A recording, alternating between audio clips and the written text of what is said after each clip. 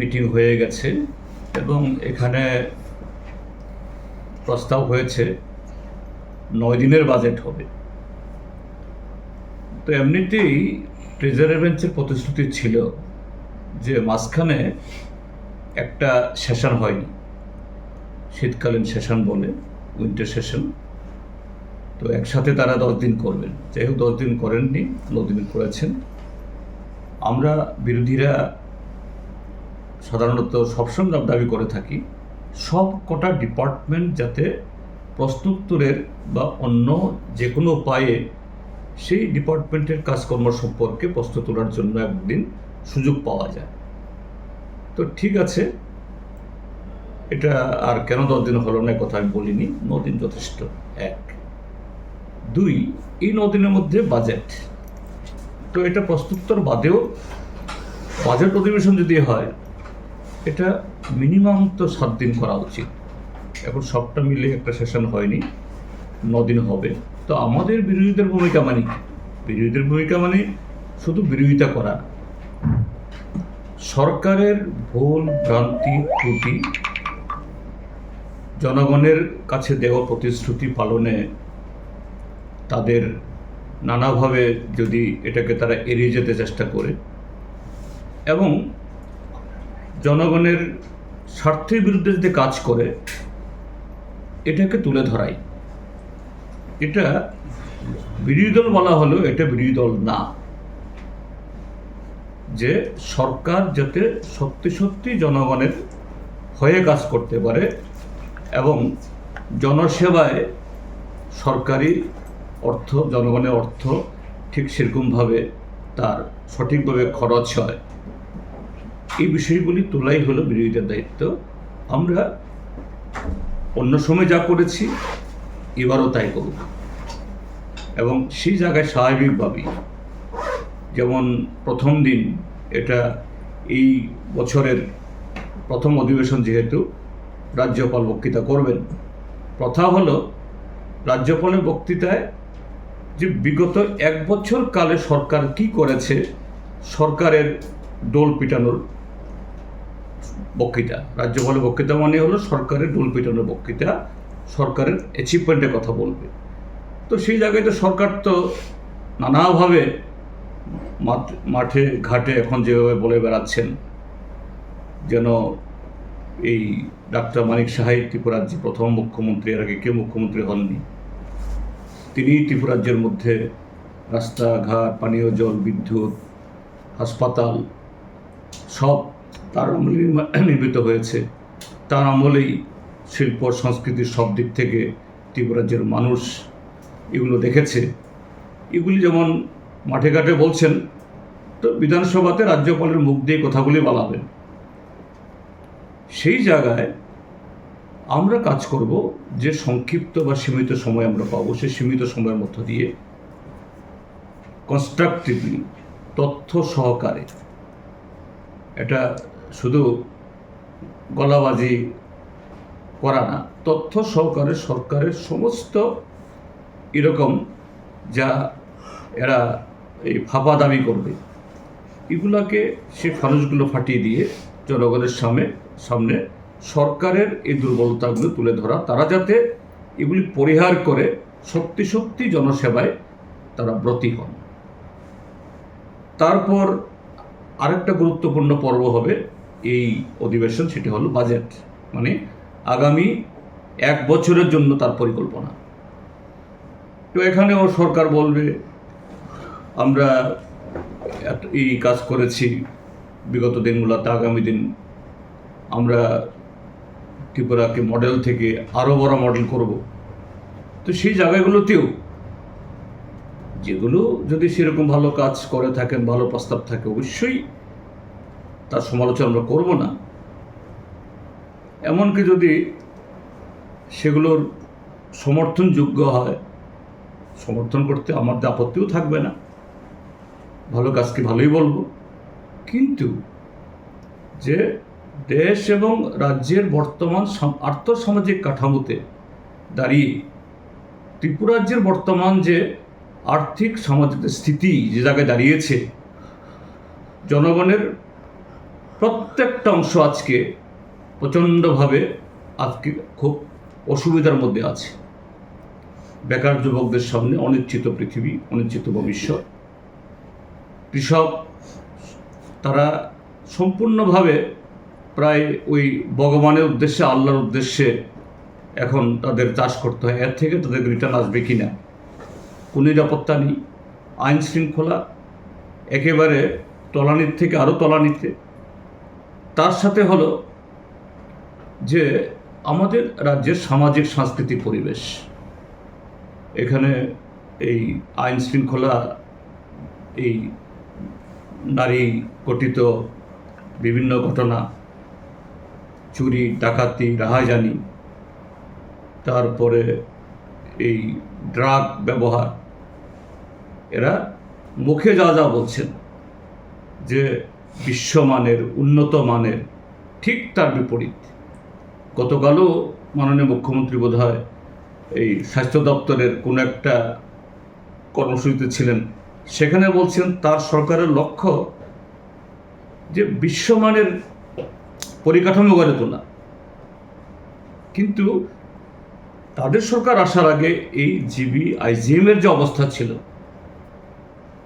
প্রত্যেকটা মানুষ সেখানে যারা যান এরা বলছেন সেখানে পরিষেবা একদম তলানিতে। মাঝে মধ্যে ভাড়া করে নিয়ে এসে, হাওলাত করে নিয়ে এসে হায়দ্রাবাদ, চেন্নাই, বেঙ্গালুরু থেকে কিছু বিশেষজ্ঞ এই সার্জনকে নিয়ে এসে দু একটা খুব জটিল অপারেশন করিয়ে বলছেন ত্রিপুরার যে এখন সমস্ত সুপার স্পেশালিটি চিকিৎসা হচ্ছে। একটা চিকিৎসা হওয়ার পর তারপরে এর কোনো ফলো আপ আর নেই। কোথায় সে ডাক্তার, তিনি কে, কেউ জানেন না। এর প্রশ্ন করলেও তার উত্তর পাওয়া যায় না। কাজে আমাদের কাজ হবে যে সরকার যে বাগাড়ম্বর যদি করতে চায় বা করছে, এটাকে সঠিক তথ্য তুলে ধরা এবং তারা যাতে এইভাবে এ রাজ্যের জনগণকে ঢোকা না দেন, না ঠকান। এবং তাদের হাতে সীমাবদ্ধ ক্ষমতা আমরা জানি, আমরা সরকার চালিয়েছি। রাজ্য সরকার মানে হলো তারা সব কিছু করতে পারেন, কথা বলছি না, কিন্তু তার মধ্যে দাঁড়িয়েও একটা রাজ্য সরকার যতটুকু করা উচিত, করা দরকার, করতে পারে, আজকে তার ধারে কাছেও তারা নেই। এই বিষয়গুলো যতটুকু সম্ভব একদম তথ্য, প্রমাণ, যুক্তি, অঙ্ক সহ আমরা তুলে ধরবো, এটা আমাদের কাজ। কিছুদিন আগে এটা তো ঠিকই তুমি বলেছ যে আসামে সিপিআইএম, আমরা খুবই যে সীমিত শক্তি আমাদের, 126টা কেন্দ্রের মধ্যে আমাদের তার 10% কেন্দ্রেও আমাদের এককভাবে লড়াই করার সে ক্ষমতা আমাদের নেই, সব জায়গাতে আমাদের উপস্থিতি নেই। আর অন্য দিক থেকে অন্যান্য যে বিরোধী রাজনৈতিক দল, হ্যাঁ অবশ্যই কংগ্রেস সেখানে বিরোধীদের মধ্যে বড় দল, কিন্তু এই বিগত দিনগুলোতে কংগ্রেসেরও লড়াই সংগ্রাম আন্দোলন বা সাংগঠনিক বুনট আগে যেরকম ছিল সেরকমভাবে নেই। আর এরকমটা জায়গায় যখন গণতান্ত্রিক এই যে আন্দোলন বা দলগুলো যখন দুর্বল হয়, তখন কায়েমি স্বার্থ, স্বৈরাচারী সংগঠন আর বিজেপির মতো এরকম সাম্প্রদায়িক দলগুলো এরা মাথাচাড়া দিয়ে ওঠে।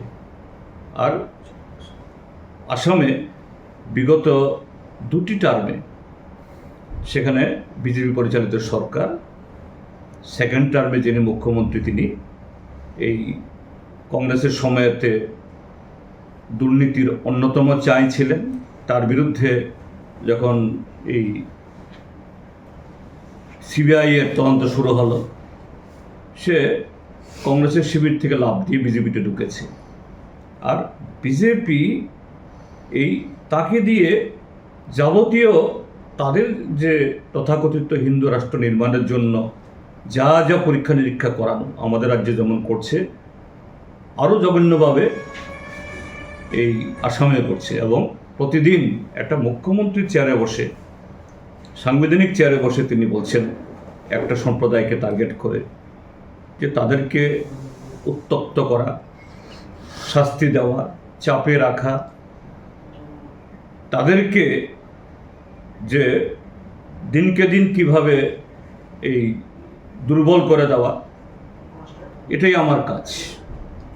যার বিরুদ্ধে আসামের সমস্ত বুদ্ধিজীবী এবং যারা সমাজের উপরতলার লোক, এরা প্রতিবাদ করেছেন। সুপ্রিম কোর্টে কেস হয়েছে। সুপ্রিম কোর্ট এখন গুয়াহাটি হাইকোর্টকে নির্দেশিকা দিয়েছে তারা যাতে এই সিরিয়াসলি এই মন্তব্যগুলো যারা বিচার করেন। এবং পত্রিকায় দেখেছি ইতিমধ্যে আসামের মাননীয় মুখ্যমন্ত্রীকে নোটিশও করা হয়েছে। তো এরকম একটা পরিস্থিতিতে আসামে যেরকমভাবে আজকে সেখানকার রাজনৈতিক বা সামাজিক অর্থনৈতিক বাতাবরণ চলছে, এটা গোটা উত্তর পূর্বাঞ্চলের জন্য উদ্বেগজনক, সারা দেশের জন্য। তো তাকে যদি আমরা প্রতিহত না করতে পারি, তাহলে এটা শুধু আসাম না, গোটা উত্তর পূর্বাঞ্চলের ভবিষ্যতে আগামী দিনে অনিশ্চিত হবে। সারা দেশে এই শক্তি আরও বেশি যে ঠাঁই পাবে। এই জন্য আমরা অনুভব করেছি যে বিজেপিকে হারানোর জন্য ধর্মনিরপেক্ষ এবং গণতান্ত্রিক শক্তি ঐক্যবদ্ধ হওয়া দরকার, এবং কংগ্রেস দল সেখানে তারাও এটা অনুভব করছেন, এবং সেই হিসাবে তাদের সাথে বোঝাপড়া করে আমরা 3টা সিট দাবি করেছি। ইতিমধ্যে 2টা সিটে আমাদের তারা এই মানে এই আলোচনাতে স্বীকৃত হয়েছে। একটা হলো এই ইয়েতে কি বলে এই গোরেশ্বর, আরেকটা এই নামটা বলে গেলাম আমি, যেটা আমরা সিটিং সিট। আরও একটা সিটের জন্য আমরা আমাদের আলোচনা সেখানে চলছে। কংগ্রেসের সঙ্গে তো জোট হওয়ার মানে জোট থেকে বেরিয়ে যাওয়ারই কথা হয়েছিল, আবার আলোচনার টেবিলে এসেছেন। কোথাও না কোথাও কি মানে বিজেপির ইয়েতে বিরোধী শিবিরকে আবার একত্রিত করে আপনারা সেখানে শক্তিশালী করতে? না, বেরিয়ে যাওয়ার কথা না, কিন্তু আলোচনা তো কোনো আলোচনাই তো এই প্রথম দফায় আলোচনাতে চূড়ান্ত হয় না। তো কয়েক দফা আলোচনা হয়েছে, আস্তে আস্তে ডিফারেন্সেসগুলো বা দূরত্বগুলো এগুলো মিনিমাইজ হয়ে একটা জায়গায় এসেছি। কংগ্রেসের সাথে শুধু মাঝখানে রাইজর দল, তাদের সাথে একটু দূরত্ব হয়েছিল, এই দূরত্বটা এখন কমছে। তারা 15টা সিট দাবি করেছিল অখিল গগৈর দল, এখন বোধহয় 8-9টাতে এসে রফা হবে। আজকে বীরজিৎ সিং আপনার চেম্বারে এলেন, ত্রিপুরাতে কি কংগ্রেসের সঙ্গে সম্পর্ক? এসব আলোচনা আমার সাথে হয়নি। ওনার সাথে আগামী এই বাজেট অধিবেশনে কি স্ট্র্যাটেজি হবে, ফ্লোর অ্যাডজাস্টমেন্ট একসঙ্গে, হ্যাঁ, ফ্লোর অ্যাডজাস্টমেন্ট বা এক্সারসাইজ কী হবে, এবং কৈলাস শহরে উত্তর ত্রিপুরাতে বেশি উনি কাজ করেন, সেখানে কি দেখছেন তিনি, এগুলি কিন্তু তার অভিজ্ঞতায় বলেছেন যে রাজ্যের কিছু মন্ত্রী, তার জেলাতে 3-2 জন মন্ত্রী কিন্তু বলছেন যে এরকম যে আইন শৃঙ্খলা নিয়ম কানুনকে এরা একেবারে তাদের মানে বিজেপির খাওয়ার ঘর বানিয়ে ফেলেছে। কীভাবে এগুলাকে এক্সপোজ করা যায়? ঠিক আছে, বললাম দরকার সবাই মিলে আওয়াজ তুলুন। ভোট এক জিনিস, আর মানুষের স্বার্থে, জনগণের স্বার্থে, রাজ্যের স্বার্থে যে এই যদি কেউ খারাপ কাজ করে থাকে এটাকে তুলে ধরা, এটা গণতান্ত্রিক দায়িত্ব। তো এটাই আলোচনা হয়েছে। এটা তো গত বিধানসভাও আমি তুলেছিলাম। এটা 2টি দিক। একটা দিক হলো যে রাজ্য সরকার গিয়ে মাঠে ময়দানে নির্বাচনে এক ধরনের কথা বলছেন, আর সরকারি চেয়ারে বসে সেই দলের নেতারা এই মন্ত্রী বা এরকম পলিটিক্যাল এক্সিকিউটিভ হিসাবে ভিন্ন কথা বলছেন, এবং আদালতগুলোতে গিয়ে তারা তাদের সেই চরিত্রের প্রতিফলন ঘটাচ্ছেন। যেমন এই যে সর্বশিক্ষা অভিযান, ট্যাট শিক্ষক শিক্ষিকা, আরও কিছু যারা হাইকোর্টে কেস করে হাইকোর্ট তাদের পক্ষে রায় দিল যে এ রাজ্যে যেভাবে এই ফিক্সড পে চাকরি নিয়োগ হচ্ছে এটা অসাংবিধানিক, তাদেরকে একদম প্রথম দিন থেকেই তাদের সমস্ত এরিয়া সরিয়ে দেওয়া দরকার, আর এরকম ফিক্সড পে যাতে না থাকে, আগামী দিন যাতে এটা সম্পূর্ণভাবে সরকারের এরকম কোনো অ্যাপয়েন্টমেন্টের ক্ষেত্রে যাতে না হয়।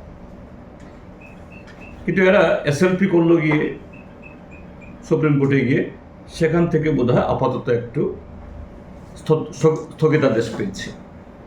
তো এটা একটা দিক। কিন্তু এই বিজেপি 2018 বিধানসভার আগে কি বলেছিল যে fixed pay, contingency, DRW, part time এই শব্দগুলোই নাকি ত্রিপুরা রাজ্য থেকে অভিধান থেকে তুলে দেবে, কেউ যাতে আর কোনোদিন এগুলো উচ্চারণ না করে। তারপর সেই সময়তে বিজেপি যিনি কাণ্ডারি ছিলেন, প্রাক্তন মুখ্যমন্ত্রী বিপ্লব কুমার দেব, এখন তিনি পশ্চিমবাংলাতে এই বিজেপির হয়ে প্রচার করছেন, সোশ্যাল মিডিয়াতে ভেসে উঠছে তার মুখ। কি বলছেন সেখানে, কি আমি তো ত্রিপুরা মুখ্যমন্ত্রী ছিলাম, আমি তো প্রথম মন্ত্রিসভাতে 7 পে কমিশন দিয়ে দিয়েছি। আরে আজকে 8 বছর হয়ে গেল, কোন মন্ত্রিসভাতে 7 পে কমিশন হয়েছে, কোন কর্মচারী পেয়েছে? তারপর কি বলছে, আমি 33টা ভাতা দিয়েছি। তুমি কোন ভাতা দিয়েছ? তাদের আমলে, তাদের গভর্নমেন্ট আসার আগে যে ত্রিপুরা যে 4.25 লাখের বেশি লোক ভাতা পেত, আজকে এই সংখ্যাটা এসে 3.5 লাখ বা আরও কমে এসে দাঁড়িয়েছে। আর তিনি বেমালুম বলে দিচ্ছেন তিনিই নাকি সব দিয়েছেন, তিনি 7ম গভর্নমেন্ট চালু করেছেন, তিনি ত্রিপুরা রাজ্যের মধ্যে সব রেগুলার করে দিয়েছেন। তো বিজেপির এই দ্বিচারিতা, এরা নির্বাচনের ময়দানে এক কথা বলে, তারপর সরকারে আসতে পারলে কোনো রকমে ভাগা পথে এদের সিদ্ধান্ত অন্যরকম হয়ে যায়। আবার কোর্ট যখন তাদেরকে, কোর্ট তো আর ওই নির্বাচনী ইশতেহারের কথা তুলে ধরার কথা না, কিন্তু কোর্ট জনগণের সেই অধিকারকে যখন তার পক্ষে রায় দেয়, তখন তাদের চেহারা, তাদের সিদ্ধান্ত ভিন্ন হয়ে যায়।